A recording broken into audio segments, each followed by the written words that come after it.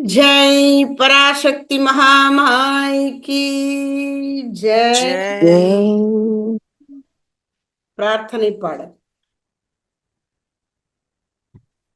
நின்னருள் வேண்டுகின்றோம் எங்கள் நீதியும் தர்மமும் நிலைப்பதற்கே பொன்னவிர் கோவில்களும் எங்கள் பொற்புடை மாதரும் அதலையரும் அண்ணனல் அணிவயல்கள் எங்கள் ஆடுகள் மாடுகள் குதிரைகளும் இன்னவை காத்திடவே அன்னை இணை மலர் திருவடி துணை புகுந்தோம் எம்முயிராசைகளும் எங்கள் இசைகளும் செயல்களும் துணிவுகளும் செம்மையுற்றிட அருள்வாய் நிந்தன் சேவடி அடைக்கலம் புகுந்து விட்டோம் மும்மையின் உடைமைகளும் திருமுன்னரிட்டஞ்சலி செய்து நிற்போம் அம்மைனல் சிவசக்தி எம்மை அமரர்த்தம் நிலையினிலாக்கிடுவாய் நின்னருள் வேண்டுகின்றோம். जय पराशक्ति महामाई की ஜெய்.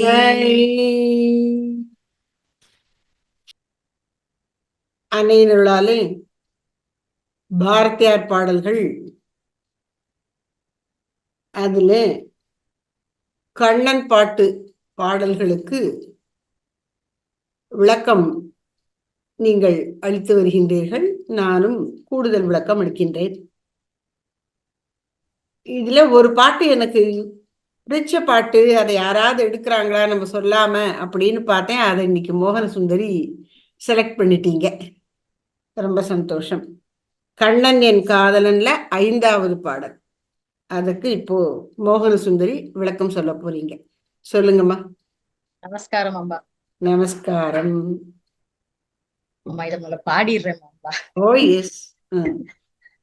ஆசை முகம் மறந்து போச்சே, இதை யாரிடம் சொல்வேனடி தோழி, நேச மறக்கவில்லை நெஞ்சம் எனில் நினைவு முகம் மறக்கலாமோ, கண்ணில் தெரியும் ஒரு தோற்றம் அதில் கண்ணன் அழகு மொழிதில்லை, நன்னு முகவடிவு காணில் அந்த நல்ல மலர் சிரிப்பை காணோம், ஓய்வு மொழிதழும் இல்லாமல் அவன் உறவை நினைந்திருக்கும் உள்ளம், வாயும் உரைப்பதுண்டு கண்டாய் அந்த மாயன் புகழினைய போதும்,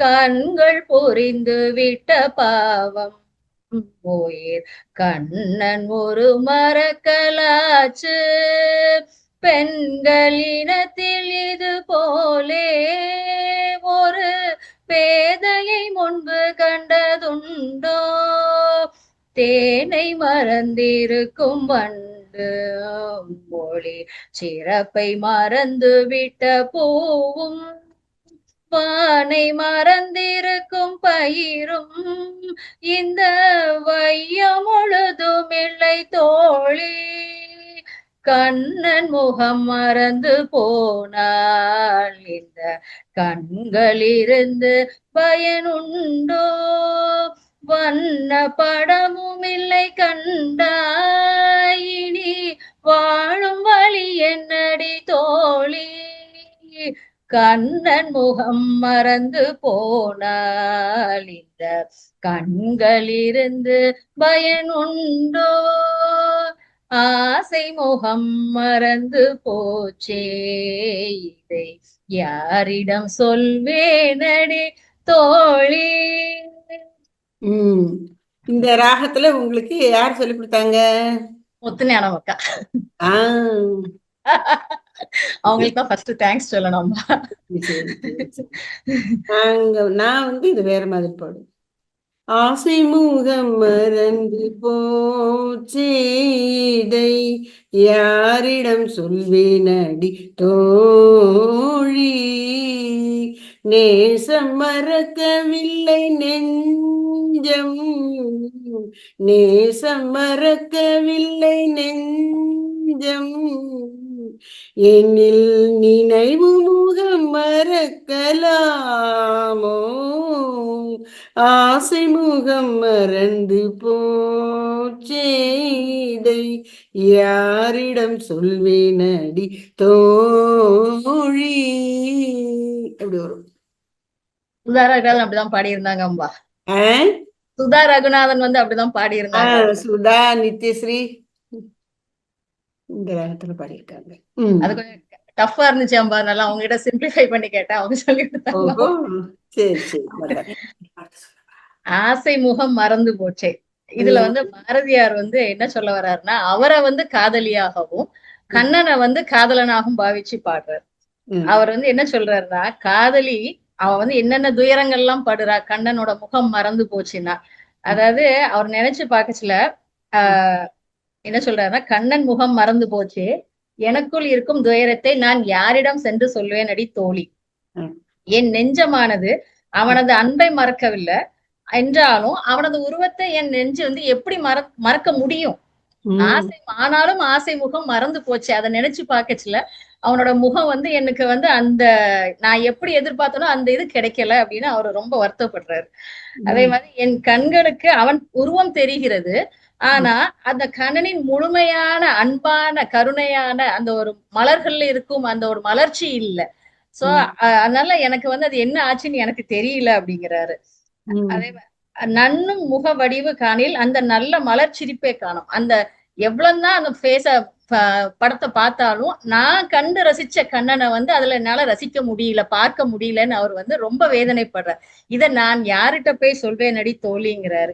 சரி, இதுதான் இப்படி இருக்குன்னு பார்க்க போனா எந்த வடிவத்தை பார்த்தாலும் ஒரு மலரை பார்த்தா கூட அதுல ஒரு பிரகாசமான இது வந்து எனக்கு தெரியவே மாட்டேங்குது அப்படின்னு அவர் ரொம்ப வருத்தப்படுறாரு. ஆசை முகம் வந்து மறந்து போச்சு, எனக்கு எல்லாமே என்கிட்ட நான் என்ன பண்றேன்னு எனக்கே தெரியல.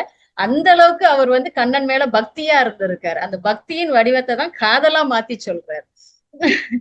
எப்பொழுதும் சதா சர்வமும், அதாவது ஓய்வு மொழிதல் இல்லாமல் அவன் உறவை நினைந்திருக்கும் உள்ளம். எப்பொழுதும் அவனோட சதா சர்வமும் எந்த ஒரு தொய்வும் இல்லாமல் ஓய்வும் இல்லாமல் அவனோட எந்த மொழியினும் கிடையாது. எப்படியோ அவனோட நாமத்தையும் அவனோட கருணையும் அந்த மாயவனை பத்தி அவனோட புகழையும் நான் உரைச்சுக்கிட்டே இருக்கேன். என் உள்ளமானது நினைத்து கொண்டே இருக்கிறது, வாயானது அவனது புகழையே பாடிக்கொண்டிருக்கிறது. இருந்தாலும் என்னதான் நான் பண்ணாலும் அவனோட முகம் வந்து எனக்கு மறந்து போச்சு, அது எப்படி எனக்கு புரியல அப்படிங்கிறாரு அவரு. அடுத்தது வந்து கண்கள் புரிந்து விட்ட பாவம் உன் உயிர் கண்களுக்கும் கண்ணனின் கண்ணனின் உருவம் மறக்கலாச்சு. அதாவது கண்கள் என்ன பாவம் பண்ணுச்சுன்னு தெரியல. ஏன்னா எப்படி நினைச்சு பார்த்தாலும் அதோட உருவத்தை வந்து என்னால திருப்பி கொண்டு வர முடியல. அதனால அது என்ன பாவம் பண்ணுச்சுன்னு எனக்கு தெரியல, நான் என்ன பண்ணுவேன் அடி தோழி அப்படின்னு அவர் கேட்கிற. ஆசை முகம் மறந்து போச்சேங்கிறாரு. ஐயோ, அடுத்தது சொல்ல வர்றாரு. தேனை மறந்திருக்கும் வண்டு. தேன், அதாவது தேனை வந்து எப்படி ஒரு தேனியானது மறக்கவே மறக்காது. அதே போல சூரியனை கண்ட உடனே எப்படி வந்து மலர்கள் வந்து பிரகாசித்து மலர்கின்றதோ அது கூட இல்ல. அடுத்தது மழையை தேடாத பயிர்களும் உண்டா? கிடையவே கிடையாது. ஆனா எல்லாம் இருந்தும் என்னால அவனோட முகத்தை வந்து திருப்பி கொண்டு வர முடியல என் மனதிற்குள். எனக்கு என்ன ஆச்சு? ஆசை மறந்து போச்சு, ஆசை முகம் கண்டு ரசித்த என் அன்பான கண்களுக்கு அது மறந்தே போய்விட்டது அப்படிங்கிறாரு. எப்படி என்றுதான் தெரியவில்லை. கண்ணன் முகம் மறந்து போனால் இந்த கண்கள் இருந்து என்ன பயன்? அவரோட முகம் என்னோட மைண்ட்ல வரல, உள்ளத்தில் வரவில்லை என்றால் இந்த கண்கள் இருந்து என்ன பயன் அப்படிங்கிறாரு அவரு. அதே மாதிரி இவ்வளவு எல்லாம் சரிதான், ஒரு படத்தை பார்த்தா கூட அதுல வண்ணங்களோட எனக்கு தெரிய மாட்டேங்குது, எல்லாமே பிளாக் அண்ட் ஒயிட்டா கருப்பு வெள்ளையுமா தான் தெரியுது. எனக்கு எந்த படமுமே இல்லைங்கிறாரு. கண்ணுல ஒண்ணுமே தெரிய மாட்டேங்குது, எல்லாம் பிளாங்கா இருக்குது அப்படிங்கிறாரு அவரு. எனக்கு என்ன ஆச்சுன்னு எனக்கே தெரியல, ஆசை முகம் மறந்து போச்சேன்னு அவரு ரொம்ப வருத்தத்தோட பாடுகிறாரு. தேங்க்யூ அம்மா. உம் இப்போ மோகன சுந்தரி சுட்டி காட்டின மாதிரி இந்த பாடலை 2 லெவல்ல மட்டத்துல நம்ம பார்க்கலாம். ஒண்ணு, காதலனின் அன்புக்குரிய நேசத்துக்குரிய காதலனின் முகத்தை மறந்துவிட்ட காதலி. இன்னொன்று, இறைவனின் திருவுருவை மனதில் கொண்டு வர முடியாது தவிக்கின்ற பக்தன். இந்த 2 அளவுல பார்க்கணும். இந்த 2வது இத பார்க்கும் பொழுது, தியானம் பண்ணும் பொழுது இஷ்ட தெய்வத்தின் திருவுருவம் மனக்கண்ணுக்கு தென்படவில்லை என்கின்ற பக்தனின் ஏக்கமாக இந்த பாடலை பார்க்கலாம். அதனால ஒவ்வொரு இதா நம்ம திரும்பவும் அழகா அதை இண்டிகேட் பண்ணினாங்க மோகன சுந்தரி. நம்ம திரும்ப ஒரு தரம் பார்ப்போமே. இத தலைப்புல அவர் கொடுத்திருக்கிற பாங்கியை தூது விடுதல். கண்ணன்ட்டே தூது அனுப்புறா தன்னுடைய தோழிய. பாரதிங்கிற இந்த தலைவி கண்ணன்ட்ட தனது தோழியை இந்த கவிதையை கொடுத்து போய் சொல்லிட்டு வாய மனநிலைய அப்படின்னு அனுப்புறா. பாங்கினா தோழி, பாங்கியை தூது விடுதல். ஆசை முகம் மறந்து போச்சேதை யாரிடம் சொல்வேனடி தோழி. என்ன இப்படி இருக்குமா? என் அன்புக்குரியவன், அவனை நான் ஆசையா நினைக்கிறேன், அவன் முகம் எனக்கு வரமாட்டேங்குது, நினைச்சு பார்க்க முடியல. எண்ணத்துல இருக்க அந்த நினைப்பு, ஆனா உருவம் வரமாட்டேங்குது. இத போய் யார்கிட்ட சொல்றது? ஏன் இத போய் யார்கிட்ட சொல்றதுங்கிறா? என் அன்புக்கு உரியவன், அந்த அன்பு மாறல, ஆனா முகம் மட்டும் தெரிய மாட்டேங்குது. அப்ப இது ரொம்ப கேவலமா இருக்குல்ல. அப்ப நீ உண்மையான அன்பு இருந்தா உனக்கு தெரியணுமே. அப்ப உன் அன்பு சரியில்லை அப்படின்னு சொல்லிடுவாங்களே அப்படின்னு இவளுக்கு வெக்கமா இருக்கான் அந்த தலைவிக்கு. பக்தன் அளவுல பார்த்தா அன்புக்குரியவன்னா என்னுடைய இஷ்ட தெய்வத்தின் மீது அன்பு வைத்திருக்கிறேங்கிறது உண்மைதான். ஆனா தியானம் பண்ண உட்கார்ந்தா இஷ்ட தெய்வத்தினுடைய திருவடிவம் எனக்கு தென்படவே மாட்டேன் என்கிறது. இதுக்கு என்ன செய்யறது? நேசம் மறக்கவில்லை நெஞ்சம்.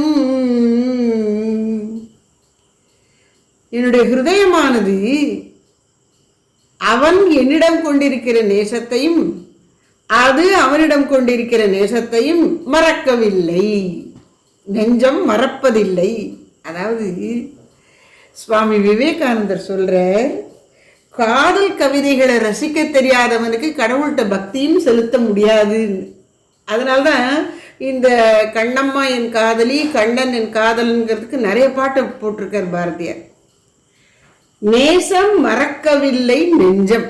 என்னுடைய நெஞ்சமானது அவன் மீது கொண்டிருக்கிற அன்பினை மறக்கவில்லை. அந்த அன்புன்னா லைவா இருக்கு, உயிரோட்டமா இருக்கு. ஆனா அவன் உருவம் மட்டும் தெரிய மாட்டேங்குது. நினைவு முகம் மறக்கலாமோ? என்னுடைய நினைவு, நெஞ்சம் அன்பை மறக்கல, ஆனா நினைவு முகத்தை மறந்து விட்டது. இது என்னது? ஆச்சரியமாவும் வேதனையாவும் வெக்கமாவும் இருக்கே அப்படிங்கிற. அப்போ கண்ணனிடம் நான் கொண்டிருக்கிற அன்பு நல்ல உயிரோட்டத்தோடு நினைவுல தான் இருக்கு.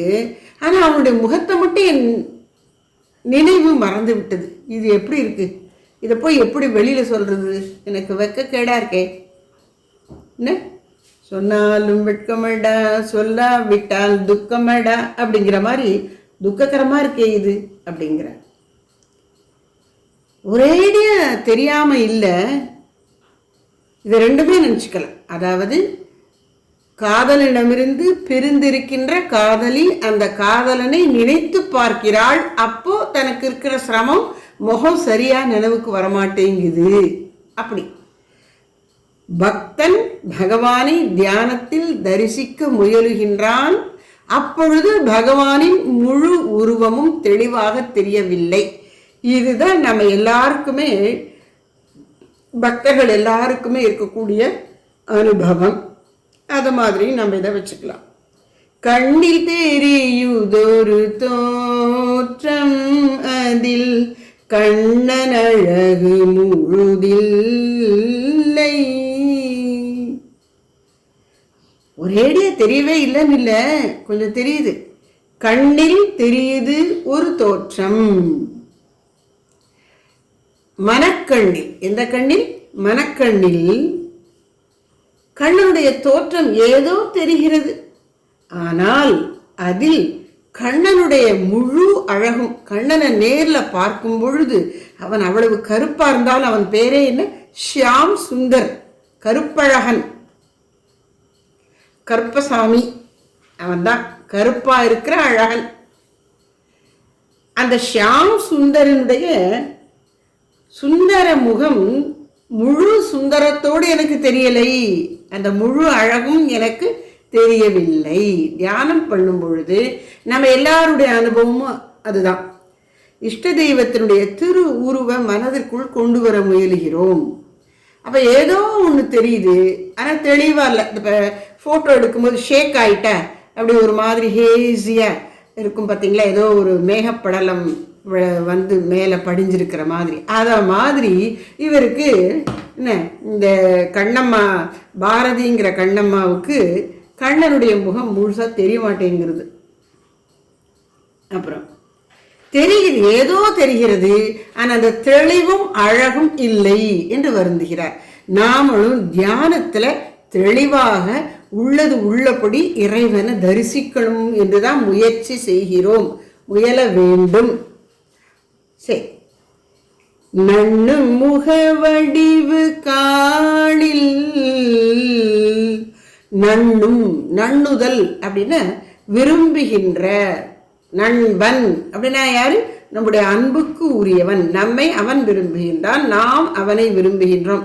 அதுதான் நட்புன்னு சொல்றோம். நண் அப்படின்னா விரும்பு, நண்பன் விருப்பத்துக்கு அன்புக்கு உரியவன், நம்பிக்கை அன்பு எல்லாம் இருக்குதுல.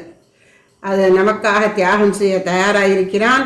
அதில் அத்தனை சேர்ந்தது தான் அந்த நட்புணர்வு. அப்படி நண்ணும் முக வடிவு, என்னுடைய மனமானது கண்ணனின் திருமுகத்தை அப்படி நண்ணுகிறது, விருப்பத்தோடு நினைக்கிறது. அதை பார்த்தாலும் அந்த நல்ல மலர் சிரிப்பை காணோம். முதல்ல முகமே தெரியலையே அப்படின்னு சொன்னான். அப்புறம் முகம் தெரியுது, ஆனா அழகு தெளிவில்லைன்னு சொன்னான். ஏதோ கொஞ்சம் கண்ணு மூக்கு எல்லாம் தெரிஞ்சாலும் அந்த சிரிப்பு இல்லையே. பாருங்க, அதாவது அன்பு நெஞ்சத்துக்கு எளிதில் திருப்தி வந்து விடாது. அந்த அன்புக்குரியவன் முழுமையா நமக்குரியவனை கிடைச்சாதான் திருப்தி. அது மாதிரி முதல்ல வடிவமே தெரியல அப்படின்னா, அப்புறம் தெரிகிறது ஆனா தெளிவா தெரியலன்னு சொன்னா, அப்புறம் தெளிவா ஓரளவு தெளிவா தெரியுது, ஆனா நல்லா சிரிச்சு அப்படி கவர்ச்சிகரமா இருப்பானே கண்ணன், அப்படி தெரியலையே என்கிறாள். அந்த நல்ல மலர் சிரிப்பை காணோம். ஆமா, அப்ப ஒருவேளை உனக்கு கண்ணனை பத்தி கவலை இல்லையோ, நீ அவளை நினைக்கவே மாட்டேங்கிறியோ கண்ணனை அப்படின்னு கேட்கிறா அந்த பாங்கி. அப்படிலாம் இல்லை, ஓய்வும் ஒழிதலும் இல்லாமல் அவன் உறவை நினைத்திருக்கும் உள்ளம். என்னுடைய உள்ளம் அவனை நினைக்கிறது. எப்போ? 24 மணி நேரத்துல ஒரு 2 நிமிஷம் நினைச்சிட்டு விட்டுட்டு ஒரு 2 மணி நேரம் கழிச்சு திரும்ப ஒரு 4 நிமிஷம் நினைக்குது. அப்படியான்னா இல்லை, ஓய்வும் ஒழிதலும் இல்லாமல். இப்ப நம்ம உலக நடைமுறையில தினசரி வாழ்க்கையில ஏதாவது ஒரு வேலை செஞ்சாலும் 24 மணி நேரமும் செஞ்சுக்கிட்டே இருக்கிறது கிடையாது. செய்வோம், அப்புறம் ஒரு கட்டத்தில் அதை நிறுத்தி ஒரு ஓய்வு கிடைக்கும், அல்லது வேறு ஒரு மாற்று வேலையாவது செய்வோம், திரும்ப வருவோம், அப்படித்தான் இருக்கும். ஆனா கண்ணனை நினைக்கிறதுல என் மனசு எப்படி இருக்கு? ஓய்வும் ஒழிதலும், அது இல்லாமல் இருத்தலும் இல்லவே இல்லை. அப்படின்னு என்ன அர்த்தம்? தொடர்ந்து நான் அவனை நினைத்து கொண்டே இருக்கின்றேன். ஓய்வும் ஒழிதலும் இல்லாமல் அவன் உறவை நினைத்திருக்கும் உள்ளம். கூட இருக்கிறத நம்ம நினைக்க மாட்டோம். அது இல்லாததுனாலதான் ரொம்ப நினைப்போம். அப்படி கண்ணன் எனக்கு இன்னும் கிட்டாதவனாகவே இருக்கின்றான். அதனால மனசு அவனை ரொம்ப நினைக்கிறது. அவனுடைய உறவை நினைத்திருக்கின்றது உள்ளம். அப்படி மனசு நினைச்சா தன்னறியாம வாயிலையும் பேச்சு அவனை பத்தி வந்துவிடும். வாயும் உரைப்பதுண்டு கண்டாய். அவனை பற்றி நான் பேசுகிறேன், இந்த வாய் பேசுகிறது. மனது இடைவிடாது நினைக்கின்றது. அதன் விளைவாக அவ்வப்போது வாயும் பேசிவிடுகிறது அவனை பற்றி. பக்தர்களுக்கு எப்படின்னா, பக்தி செலுத்துவது எப்படி அப்படின்னு சொல்லும் பொழுது அதுல ஸ்மரணம், பகவானை நினைப்பது ரொம்ப முக்கியம். நினைச்சிட்டே இருக்கணும். மனசுக்குள்ள நம்முடைய இஷ்ட தெய்வத்தை ஆர்வத்தோடு அன்போடு நினைக்கணும். மனசுக்குள்ள அவரை நினைக்கணும், நம்முடைய இஷ்ட தெய்வத்தை. அம்மா, நம்ம யாரோ, சிவனோ முருகனோ கிருஷ்ணரோ ராமனோ அம்பிகையோ அன்னை சாரதையோ யாரா இருந்தாலும் அவங்கள நினைக்கணும், நம்ம மனசால நினைக்கணும். அப்படி நினைக்கிறது மட்டும் போராது, வாய்விட்டு அவர்களுடைய புகழை பேசணும். நமக்கு எப்படியெல்லாம் அருள் புரிந்தார்கள், மற்ற பக்தர்களுக்கு எப்படியெல்லாம் அருள் புரிந்தார்கள், அவர்களுடைய மகிமைகள் என்னென்ன, அதெல்லாம் பேசணும். அப்படி வாயும் உரைத்தல் உண்டு கண்டாய். இன்னொரு வகையில பகவானை பற்றி பேசணும். அவனுடைய புகழை சொல்லுவது ஒரு வகை. இன்னொன்று அவனுடைய திருப்பெயர்களை மட்டும் சொல்லிக்கொண்டே இருப்பது, நாம சங்கீர்த்தனம். ஸ்ரீகிருஷ்ண கோவிந்த ஹரே முராரே, ஹே நாத நாராயண வாசுதேவா. ஸ்ரீகிருஷ்ண கோவிந்த ஹரே முராரே, ஹே நாத நாராயண வாசுதேவ. இது 8 பேர் வந்துருது அவனுடைய, கிருஷ்ணனுடைய பேர். இந்த 7-8 பேர் இப்படி வரிசையா பேர் இருக்குல்லையா, நாமாவளி, நாம வரிசை. இந்த மாதிரி அவனுடைய பேரை சொல்லிட்டே இருக்கிறது. அதுல ஒரு சந்தோஷம் பக்தனுக்கு. அதுதான் வாயும் உரைத்தல். வாயால் அவன் பெயரை சொல்லு, திருப்பெயரை சொல்லு, வாயினால் பாடி மனதினால் சிந்திக்க. பக்தன் எப்படி நினைக்கணும் பகவானை? வாயினால் பாடி மனதினால் சிந்திக்க.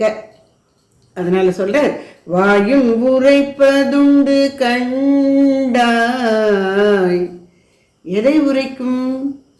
அந்த மாயன் புகழினை எப்போதும். எதை? அவனுடைய புகழை.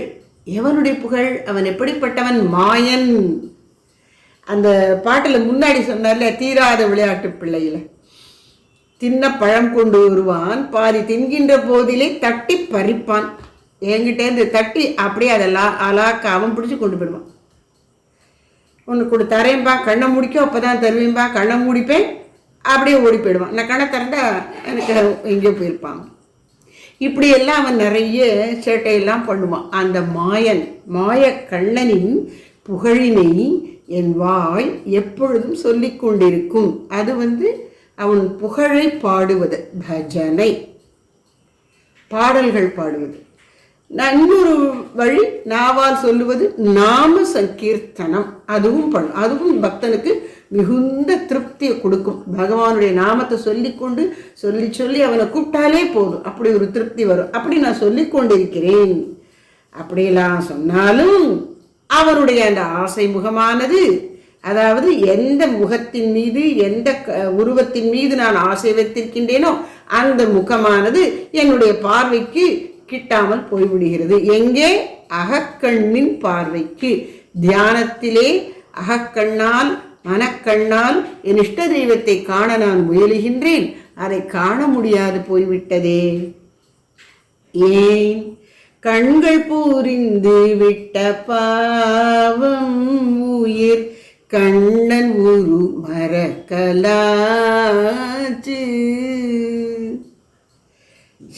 என் கண்ணு ஏதோ பாவம் பண்ணிருக்கு, அதான் கண்ணனை பார்க்க மாட்டேங்கிறது.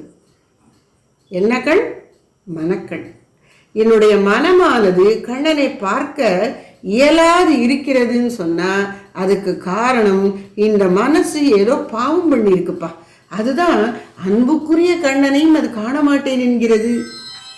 அவன் எப்படிப்பட்டவன், அந்த அன்பு எப்படிப்பட்டது, உயிர்கண்ணன், என் உயிருக்கு உயிராக அவன் விளங்குகின்றான். அப்படி நான் அவனை நினைச்சும் என்னால அவனை பார்க்க முடியல.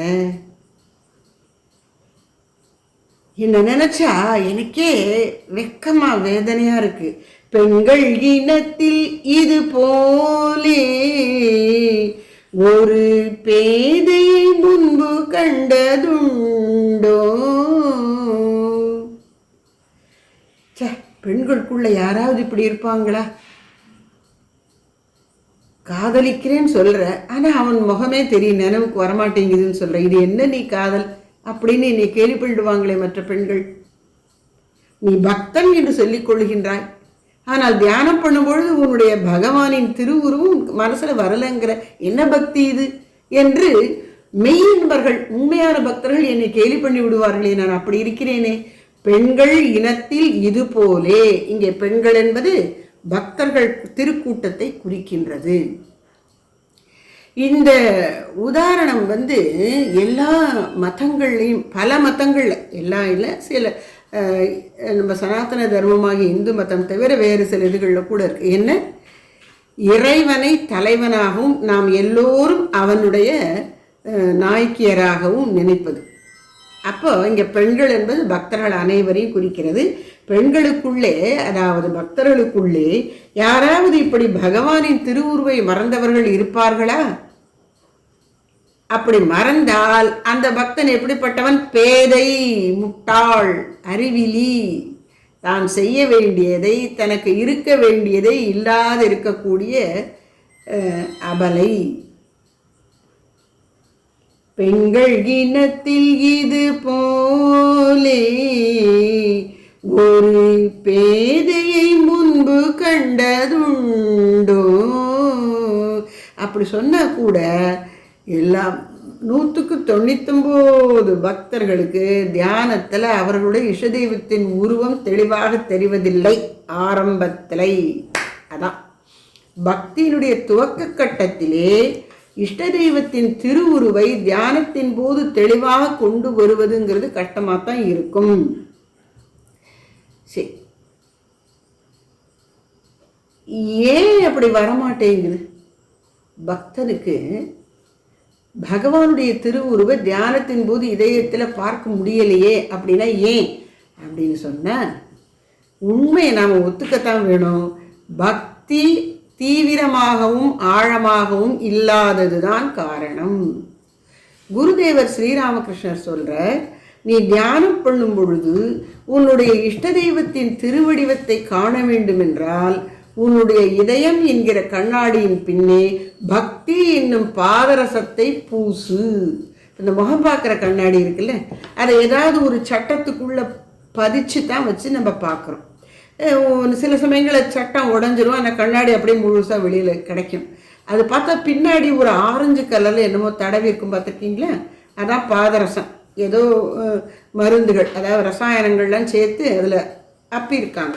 அதனால தான் இந்த கண்ணாடியில் நம்முடைய முகம் பிரதிபலிக்கிறது. அது மாதிரி உன்னிடம் அன்பு என்கின்ற ரசாயனத்தை உன் இதயத்திலே நீ நன்கு பூசியிருந்தால் இஷ்ட தெய்வத்தின் திருமுகம் அங்கு பிரதிபலிக்கும். இதான் விஷயம். அப்போ தியானத்தின் பொழுது இஷ்ட தெய்வத்தின் முகம் உனக்கு தெரியலைன்னு சொன்ன உன்னுடைய பக்தி இன்னும் ஆழமாக வேரூன்றவில்லை என்றுதான் பொருள். அதைத்தான் நாம ஏற்றுக்கொண்டாகணும். அப்ப கண்கள் புரிந்துவிட்ட பாவம் என்ன? இன்னும் போதுமான அளவு அன்பு செய்யாததுதான். அப்புறம் இதை நினைச்சு நினைச்சு அவளுக்கு வேதனையா இருக்கு இந்த கண்ணம்மா காதலிக்கு.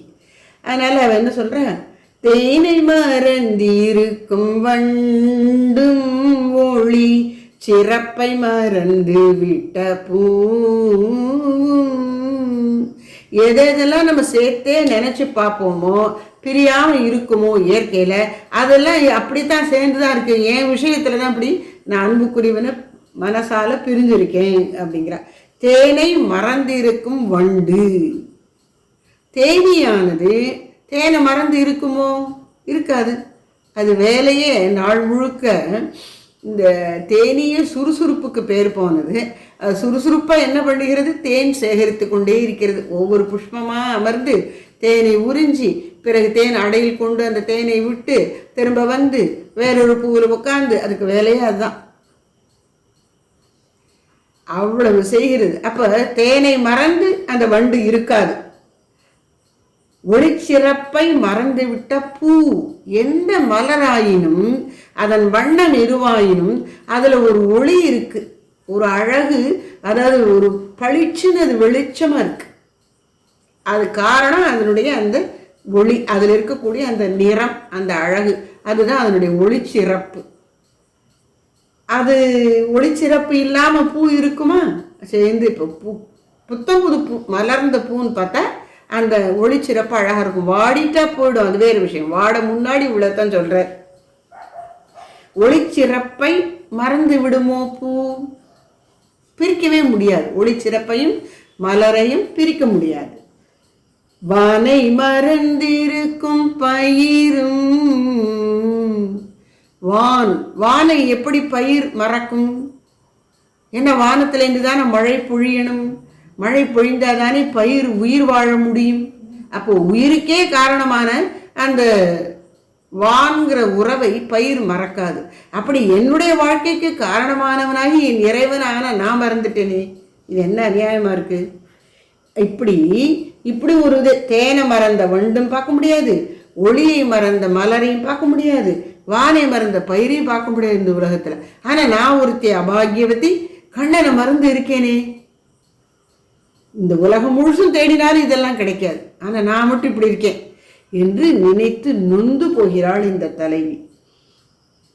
அது எவ்வளவு தூரத்துக்கு அவளுக்கு இது வருத்தமா இருக்கு அப்படின்னா, கண்ணன் முகம் மறந்து போனால் இந்த கண்கள் இருந்து பயன் உண்டோ? கண்ணனுடைய முகத்தை மறந்துட்டா இந்த கண்ணுக்கு என்னதான் பிரயோஜனம்? எதுக்கு இருக்கணும் கண்ணு? அதாவது அவருடைய அன்பினுடைய வேகம், தீவிரத்தை பாருங்க. அப்படி இருந்தா சீக்கிரம் அவளை பார்த்துருவா கண்ணனை. அந்த தீவிரம் இல்லாத காரணத்தினால்தான் பார்க்க முடியல. அதனால இந்த கடைசி பாரால அந்த அன்பின் தீவிரத்தை பார்க்கிறோம். கண்ணன் முகம் மறந்து போனால் இந்த கண்கள் இருந்து பயன் என்ன? எதுக்கு இருக்கணும்? ஊனக்கண்ணும் சரி, அகக்கண்ணும் சரி. வண்ண படமும் இல்லை கண்டாய். அவன் எங்கேயோ இருக்கான், நான் எங்கேயோ இருக்கேன். குறைஞ்சபட்சம் ஒரு படம் வச்சிருந்தா கூட அதை பார்த்தாவது திருப்திப்பட்டுப்பேன். வெளியிலையும் படம் இல்லை, மனசுக்குள்ளேயும் தெரிய மாட்டேங்குது. அவன் எங்கேயோ இருக்கான், நான் எங்கேயோ இருக்கேன், இப்படித்தான் நாங்கள் சேர்றது என்று ஏங்குகிறாள் இந்த தலைவி. வண்ணப்படமும் இல்லை கண்டாய். அப்ப நான் என்னதான் பண்றது? இனி வாழும் வழி என்னடி தோழி. பக்தனுக்கு அப்படி தோணணும், அவ்வளோ ஒரு தீவிரம் வரணும். தியானத்துல கண்ணனை பார்க்கலன்னா, இஷ்ட தெய்வத்தை பார்க்கலன்னா நான் வாழ்ந்து என்ன பிரயோஜனம்? நான் எப்படித்தான் வாழ்வது? அப்படி வரணும். எப்படித்தான் வாழ்வது? அவ்வளவு வேகமா வரணும். இந்த பெற்றோரெல்லாம் மீறி கொண்டு என்ன விரும்பினவனை கல்யாணம் பண்ணிட்டு போறாங்கல்ல, அவங்களுக்கெல்லாம் இந்த மாதிரி இருக்கணும். ஆனா அதுக்கு அவனும் அந்த அளவுக்கு நம்பிக்கைக்கு உரியவனா இருக்கானா, அவங்க வாழ்க்கை சந்தோஷமா இருக்காங்கிறது அதெல்லாம் வேற கேள்வி. அந்த நேரம் அவங்களுக்கு அப்படி இருக்குமா இருக்கும். இப்ப பக்தி எடுத்துப்போம். பக்தனுக்கு அப்ப நான் எப்படித்தான் வாழ்வது, அவனை மறந்துட்டு நான் வாழ முடியாது அப்படிங்கிற வேகம் வருதா? பக்தியில சொல்றேன். அதனால கண்ணன் முகம் மறந்து போனால் இந்த கண்கள் இருந்து பயனுண்டோ? வண்ணப்படமும் இல்லை கண்டாய். இனி வாழும் வழி என்னடி தோழி. நான் என்னதான் செய்யறது? எப்படித்தான் வாழ்வது?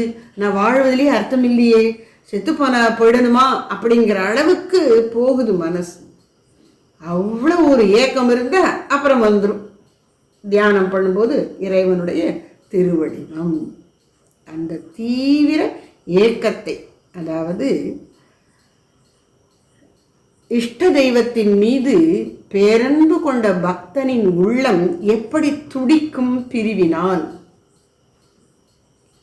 அது அந்த துடிப்பு வேதனை எப்பொழுது நீங்கும்? அவனுடைய திவ்ய தரிசனத்தை இதயத்தில் பெறும்போதுதான் என்று அழகாக பக்தனின் நிலையையும், மேலோட்டமாக பார்த்தால் லௌகீக ரீதியில் காதலன் காதலி அவர்களின் மனநிலையையும், ஆழ்ந்து நோக்கினால் பக்தன் பகவான் அவர்களுடைய உறவு, அதிலே பக்தனின் மனநிலை என்பதையும் இந்த பாடலிலே இந்த கண்ணன் பாட்டு முழுசுலுமே பாரதியார் ரொம்ப அழகாக சொல்கிற.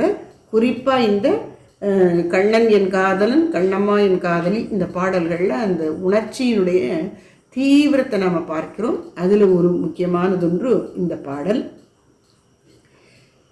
இங்கே அந்த தலைவிக்கு தன்னுடைய உள்ளத்தினுடைய உணர்ச்சி கொந்தளிப்புகளை யார்கிட்டையாவது பகிர்ந்துக்கணும். அவளுக்கு ஒரு தோழி இருக்கா, பாங்கியை தூது விடுதல். பக்தர்கள் யாருகிட்ட போய் இதெல்லாம் பேசுறது அப்படின்னா, மற்ற பக்தர்கள்ட்ட சத் சங்கம். நாம் பக்தர்களோடு தான் பழகணும். பக்தி இல்லாதவங்களோட பழகினா அவங்க நம்மளை கேலி பண்ணி இருக்கிற கொஞ்ச நெஞ்ச பக்தியும் கலைச்சி விட்டுருவாங்க. அவங்கள்ட்ட போய் சொல்லக்கூடாது. இதெல்லாம் எனக்கு தியானம் பண்ணினா முகமே வரமாட்டேங்குது அப்படின்னா, நீ ஆச்சும் தியானம் வச்சு தூக்கி குப்பையில் போடு அப்படின்ட்டாக்கா எப்படி இருக்கும்? அதனால் அவங்கள்ட்டெல்லாம் சொல்ல முடியாது, பக்தர்கள்ட்ட தான் இதை சொல்லணும். பாங்கியை தூது விடுதல். அதை விட இன்னும் பெருசு என்ன தெரியுமா? நம்முடைய குருவிடம் இந்த மாதிரி நம்முடைய தியானத்திலும் ஆத்ம சாதனத்திலும் நமக்கு வரக்கூடிய சிரமங்களை நம்முடைய குருவினிடம் பகிர்ந்து கொண்டால் அவர் அதற்கு விடை சொல்லுவார். இப்படி பண்ணு, பக்தி என்னும் ரசத்தை உன்னுடைய மனம் என்னும் கண்ணாடியில் பூசிவிடு, இன்னும் பக்தியை பெருக்கு, பக்தியை பெருக்கு. பக்தியை எப்படி பெருக்கிறதுன்னா நினைப்பு. இன்னும் அவனை நிறைய நினைச்சு பாரு. பக்தியை பெருக்கிறதுக்கு வழி என்ன? நவவித பக்தி அப்படின்னு சொல்றாங்க. ஸ்மரணம், நாம சங்கீர்த்தனம், வந்தனம், வணங்கணும். அவன் கோயிலுக்கு போயோ வீட்டில் இருக்கிற பூஜை படத்தை பார்த்து வணங்கணும். பூஜை அறையில் பாத சேவனம், அவனுடைய திருவடிகளுக்கு சேவை செய்யணும். இப்படி திரும்ப திரும்ப ஏதேனும் ஒரு வகையில் பகவானோடு நீ ஆத்ம நிவேதனம், நிஸ்மா நைவேத்தியம், சக்கரை பொங்கல் அதெல்லாம் வச்சு கும்பிட்டா போறாது. என்னை என்னுடைய வாழ்க்கையை உனக்கு அர்ப்பணிக்கிறேன்னு சொல்லி பகவானிடம் உன்னையே கொடுக்கணும். இப்படியெல்லாம் திரும்ப திரும்ப செய்வதுதான் பக்தியை வளர்ப்பதற்கான வழி. பேசினா அவனை பற்றி தான் பேசணும், படிக்கிறது அவனை பற்றி தான் இருக்கணும், கேட்பது அவனை பற்றி தான் இருக்கணும். பஞ்சேந்திரியங்களாலும் மனசாலும் நாம் நாடுவதும் தேடுவதும் பாடுவதும் சகலமும் நம்முடைய தெய்வத்தை பற்றி தான் இருக்கணும். மற்ற விஷயங்கள் எல்லாம் அந்யா வார்த்தா விமுஞ்ச, வேறு வார்த்தைகளை விட்டுவிடு என்று உபனிஷதம் சொல்லுவது போல மற்றதை பற்றின எண்ணத்தையும் பேச்சையும் நாம் கட் பண்ணிட்டே வந்துடணும். ரொம்ப அதெல்லாம் வச்சுக்கக்கூடாது. இப்படியெல்லாம் இருக்க முடியுமா அப்படின்னா, லௌகிக்க விஷயங்கள் இருக்காங்களே. ஒரு வியாபாரத்தை கருத்தாக செய்யக்கூடிய ஒருத்தர்கிட்ட ஒரு வியாபாரத்துக்கு இடைஞ்சலாகவும் அது ஒத்து வராத விஷயங்களையும் செய்யக்கூடியவர்களை தொடர்ந்து கூட பார்ட்னராக வச்சுக்க மாட்டாங்க. புத்திசாலியாக இருந்தால், திறமைசாலியாக இருந்தால் கட் பண்ணி விட்டுருவாங்க. அப்படி இல்லாமல் அந்த வியாபாரத்துக்கு இடைஞ்சல் பண்ணக்கூடியவர்கள் அல்லது பொருளை சேகரிக்க தெரியாமல் இருக்கிறவர்கள் கூட வியாபாரத்தை தொடர்ந்து பண்ணினா வர லாபத்தெல்லாம் அவன் அடித்து கரைச்சிருவான். நமக்கு கடைசியில் ஒன்றும் மிஞ்சாது. அதில் கவனமாக இருக்காங்கல்ல, அதே மாதிரி தான் நம்ம இந்த ஆன்மீகத்திலையும் இருக்கணும். அப்போ யார் நமக்கு இந்த ஆன்மீகத்தில் சரியான வழிகாட்டுவார்களோ அவர்களைத்தான் நாம் தொடர்பில் எப்பயும் வச்சுருக்கணும். அதுதான், அதனால தான் இங்கே பாங்கியை தூது விடுதல்னு சொல்லி தோழியே தூதாங்க. கண்ணன்ட்டே நீ போய் சொல்லு, எனக்கு இப்படி இருக்குது, அவர் ஏதாவது சொல்கிறாரா பாரு, கேட்டுட்டு வா அப்படின்னு. அந்த மாதிரி நாம் சத்சங்கத்தில் இருக்கணும், பிற பக்தர்களோடு இருக்கணும். அப்படி ஃபிசிக்கலாக பக்தர்களுடைய கூட்டுறவு சேர்ந்து இருக்க முடியலைன்னா என்ன செய்யணும்னா அந்த நூல்கள் இருக்கு இல்லையா, அதை தான் படிக்கணும். இப்போ கண்ணன் பாட்டு அப்படின்னா கண்ணனுடைய இப்ப கண்ணனுடைய பக்தி சிவபக்தர்களும் இதை படிக்கலாம், ஒன்றும் தப்பு கிடையாது. அப்படியே கண்ணனுங்கிற இடத்துல சிவனை வச்சுக்கணும், அவ்வளவுதான். கொஞ்சம் இந்த மயில் பீலி புல்லாங்குழல் இந்த மாதிரி சில அம்சங்கள் தான் வேறுபடுமே ஒழிய அந்த பக்தி உணர்ச்சிங்கிறது ஒன்று தான். அது சிவனாக இருந்தாலும் சரி, கண்ணனாக இருந்தாலும் சரி, ராமனாக இருந்தாலும் சரி, இல்லை வேற யாராக இருந்தாலும் சரி, அதனால பக்தி உணர்ச்சிங்கிறது ஒன்று தான். அப்போது அதனால வேற என்னத்தையோ படிக்கிறதுக்கு இதை படிக்கலாம். இது வைஷ்ணவர்கள் தான் படிக்கணும் அப்படின்னு ஒதுக்க வேண்டியது கிடையாது. அதனால இப்போ நம்ம என்ன செய்யணும், இந்த கண்ணன் பாட்டை படிக்கணும். அது நமக்கு பாரதியாரோட சத்சங்கம் பண்ணின்னு பலனை கொடுக்கும். நாம இப்ப பேசுறோமே இந்த பாட்டை பத்தி, இதனுடைய அர்த்தத்தை பத்தி, இது நாம ஒரு நவீன சாதனங்களின் வசதியோடு நாம் பக்கத்துல இல்லாட்டாலும் பக்கத்துல இருக்கிற மாதிரியான ஒரு சூழல்ல இதையெல்லாம் நம்ம இந்த சத்சங்கத்துல இருக்கோம். இப்படி நாம சத்சங்கம், நாம யார் கூட இருக்கோம், சங்கம்னா என்ன, உடன் இருப்பதுன்னு அர்த்தம். யாரோடு சேர்ந்து இருக்கோம், அது பக்தர்களா இருக்கணும், நல்லவர்களா இருக்கணும், நம்முடைய லட்சியத்தை புரிந்து கொண்டு உதவுகிறவர்களா இருக்கணும். நம்முடைய நடவடிக்கையை கேலி பண்ணுகிறவர்களோட இருந்தா நமக்கு அதன் மீது நம்முடைய லட்சியத்தின் மீது இருக்கிற நம்பிக்கையையும் பிடிப்பையும் அவர்கள் உருக்குலைத்து விடுவார்கள். அதுக்கு நாம் இடம் கொடுக்கக்கூடாது. அதுக்கு ஒத்து வரக்கூடிய நல்லவர்களோடு தான் நாம் நட்பாக இருக்கணும். அதனால பாங்கியை தூது விடுத்தல் என்பது எதை காட்டுகிறது, பக்தன் சத்சங்கத்தில் இருக்க வேண்டும், பகவானை பற்றியே சிந்திக்கணும், பகவானை பற்றியே பேசணும், பகவானை பற்றியே பகவானோடு தொடர்பு உடையதாகவே அவனுடைய செயல்களெல்லாம் இருக்கணும், பகவானோட எல்லாத்தையும் சம்பந்தப்படுத்தணும். வாழ்க்கையினுடைய எல்லா நிகழ்ச்சிகளையும் நம்முடைய இஷ்ட தெய்வத்தோடு இணைத்தே தான் நாம நினைக்கணும். அப்படி இருந்த நிச்சயமா நமக்கு நம்முடைய தியானத்தின் போது இறைவனுடைய திருவுருவை பார்க்கலாம். அப்போதான் மனசு அமைதி அடையும். ஏன் பார்க்கணும், பார்க்காட்டி என்ன கெடுதல் அப்படின்னா, பகவானை பார்க்கிறது மனசு தியானத்துல அப்படின்னா அது பற்றுதலோடு உலகை நினைப்பதை விட்டுவிட்டதுன்னு அர்த்தம். உலகத்தின் மீது பற்று குறைந்தாலே நிம்மதின்னு தான் அர்த்தம். உலகத்தை ஆசையோடு நினைச்சா வேதனை தான் மிஞ்சும். பகவான விருப்பத்தோடு எண்ணினால் அமைதியும் ஆன்மீக பேருண்மை பெருநிலையும் நமக்கு கிட்டும். அதனால உள்ளத்துல அமைதியும் ஆனந்தமும் நிரம்பணும்னு சொன்ன இறைவனை நினைக்கணும். அந்த இறைவனை நினைக்க முடியலையே அப்படிங்கிற வருத்தமாவது இருக்கணும். ஆரம்பத்தில் இந்த வருத்தமும் அவசியம். அதைத்தான் இது காட்டுகிறது. இப்படி இறைவனுக்காக ஏங்குவதை அருள் தாகம் என்பார்கள். அருள் தாகம், தண்ணி தெளிச்சு வருது, தாகமா இருக்குங்கிறோம். அப்புறம் தொண்டையெல்லாம் வறண்டு வரும், நாக்கெல்லாம் வறண்டு வரும், தண்ணி குடிக்கணும், உடம்பு முழுக்க அந்த ஒரு நீருக்கான ஒரு தேவை இருக்கும். தண்ணி உள்ள குடிச்சாத்தான் அப்பாடான் இருக்கும். அது மாதிரி இறைவனுடைய திருவருளுக்காக இந்த உயிர் ஏங்கணும். அந்த ஏக்கத்துக்கு பேர் தான் அருள்தாகம், லாங்கிங் ஃபார் காட்.